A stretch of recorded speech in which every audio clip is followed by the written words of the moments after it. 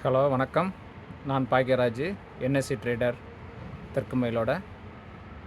இன்றைக்கி வந்துட்டு நான் நேற்றே வீடியோவில் நான் உங்களுக்கு சொல்லியிருந்தேன், ஃபின் நிஃப்டி சப்போர்ட்டை கீழே விட்டு இறங்கும் அப்படின்னு. அதேபடியாக இறங்கியிருந்துச்சு. ஆனால் நான் இன்றைக்கி ஒர்க்கு பண்ணிக்கிட்டு இருக்கிற டயத்தில் என்னால் அதை மார்க்கெட்டு ஸ்டாண்ட் பண்ணி என்னால் பார்க்க முடியலை. இருந்தாலும் சின்ன ட்ரேட் நான் பண்ணேன். கிட்டத்தட்ட ஒரு 150 ப்ரோக்கரேஜ் போக ஒரு 350 ருபீஸ் தான் இன்றைக்கி நமக்கு ப்ராஃபிட்டாக வரும். இருந்தாலும் இந்த ப்ராஃபிட் இன்றைக்கி போதும்.